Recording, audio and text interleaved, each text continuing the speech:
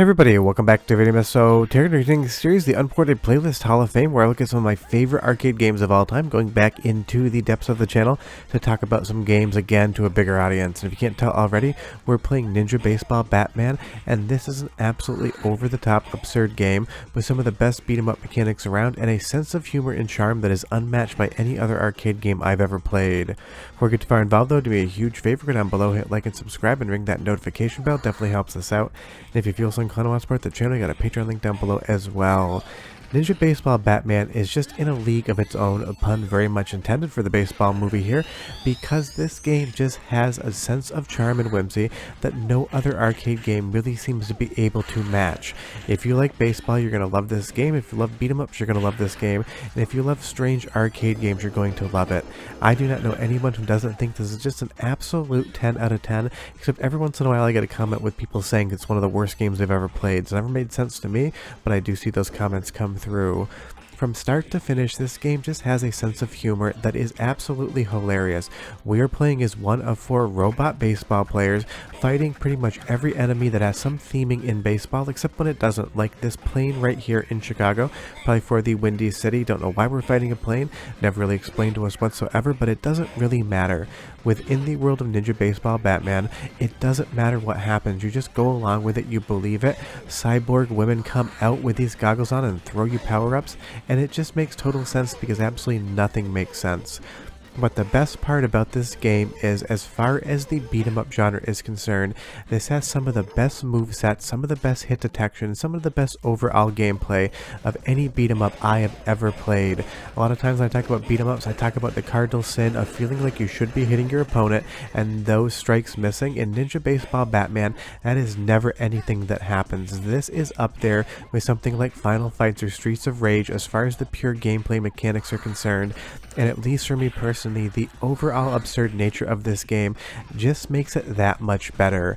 The best part as well is that all of the graphics and all of the sprites are not only both inventive and wild, but they're extremely well drawn, and this game is a technical showcase for the year it came out. The IRAM M92 board could do a lot with its hardware, but I do think that this is probably visually the best game on the entire board, and there are some definite pretty ones like In the Hunt or R-Type Leo. The other thing about this game is every single level is new and unique. It never overstays its welcome. It's always showing you new enemies. Like this Squidbillies reject right here looks a little bit like early Kyler. Why is he wearing that mask? Who knows? Who cares? It's just fun. And that's what I really think about when I think of Ninja Baseball Batman. Fun for fun's sake. It doesn't need to make sense, it doesn't need to have very much of an explainable story, but the reality is you're just trying to collect these different trophies from the Hall of Fame and bring them back. You even get hilarious power-ups here like the actual home plate that you can throw out like ninja stars at your opponent, and some very strange bosses. But what is this right here? It's basically an alligator V8 engine, or maybe a V6, looks like there's only 3 cylinders on each side there, and it's just trying to bite you. Why is it doing that? I have no idea. Do we care? Absolutely not. Or why is there a gigantic monster truck with these blue lipstick painted lips and this some sort of articulated post coming out to try to bite you? Again, who knows? Who cares? That's the great thing about games that are this strange. So long as they're married to a very competent mechanic like a beat 'em up, and all of the music, all of the graphics, all of the art and style are there, you end up with a game that just transcends what it's trying to do to become an all-time classic. And that is what I consider Ninja Baseball Batman to be. An absolute classic of the arcade beat 'em up genre, and one of honestly the best arcade games ever made. When IRAM was on top of their game, they could just make something that was spectacularly unique, different, and familiar all at the same time.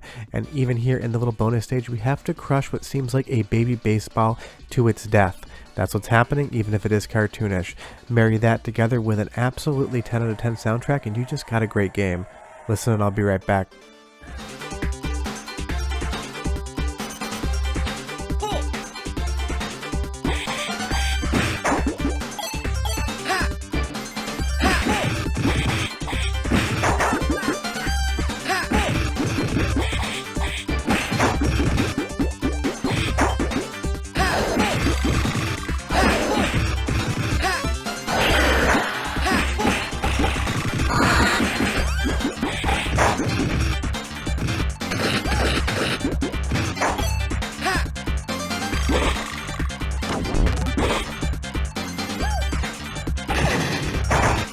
The music is so good, and if you didn't notice there were signs out for cat food. Why are they advertising cat food? I have no idea. It doesn't really matter, it is just fun. Or like these playing cards here with 6 shooters, it just doesn't make any logical sense as to why you're seeing this stuff, but you believe in the universe so much because you know it is weird, you're willing to accept absolutely anything that comes along, like a robot eating bananas for life up. You think there'd be oil cans, or at least that's what I would think.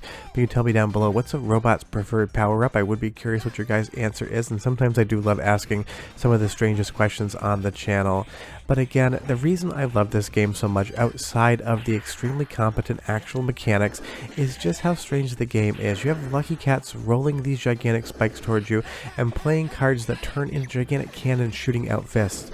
Basically, it seems like the design document for this game is do whatever you want so long as it's amusing, and they just ran with it. Like a slot machine that kind of turns into a mechanical spider that's got a jetpack that just flies around the screen. Why does it do this? Well, I guess if you're trying to think of what a slot machine would turn into, this makes sense. And having all of those baseball showgirls in the background with these giant dice rolling by, every single thing this game does is just unique. It is a standout amongst pretty much anything else in the genre, and I just love it. I also love all the colors they chose for the game as well. These sort of pastel colorways always age really well in my opinion, and it is one of my favorite color spectrums to choose when I'm doing my own personal work, so this game definitely has everything for me. But maybe that is why I love it so much. A lot of times we identify and attach to games that just give us something that we enjoy outside of gaming, and Ninja Baseball Batman totally works for me. I'm sure there are a few people out there that just don't really love the theming, so again, tell me down in the comments below. But you even, of course, have sentient cheeseburgers running around with eyes trying to attack our player character. It doesn't make any sense why we have ghost baseballs, but I love it all the same. And that is the great thing about gaming in general. It can basically do whatever it wants to do. If it wants to tell a super serious story, it can 100% do that. If it wants to make Ninja Baseball Batman, it can do that too. And this is a game that I know is becoming more well known since the last time I talked about it. And if this little boss sequence here isn't directly inspired by Namco's Splatterhouse, I really don't know what it would be inspired by. And every single level has a new theme as well, which just totally keeps the game fresh. You're constantly seeing something new, beating something new, having a new boss encounter, a horror level, ghost baseballs running around. This just keeps you on your toes your entire time, and you are just excited to see what comes next. That's the best thing an arcade game can do, especially a beat 'em up, which sometimes can feel stale by minute 25 when you're towards the end. But Ninja Baseball Batman just keeps giving you something new and unique to look at, and it just makes you want to see more and more of the game. Marry that with some awesome special attacks and some amazingly well thought out bosses as far as the design as well as the mechanic, and you just have, again, what I consider to be one of the greatest arcade games ever made. This was one of the ones I put on the Hall of Fame list very early in making this year's Hall of Fame, and I never once thought about pulling it off. But I'm going to give you one more sample of the soundtrack because, again, the best part about this game outside of everything I've talked about is what I can let you listen. So go ahead and enjoy it just for like 30 seconds or so, and I'll come back and spend a little more time telling you about just how weird this game is and why I love it for all its weirdness. But enjoy, because this soundtrack, again, 10 out of 10.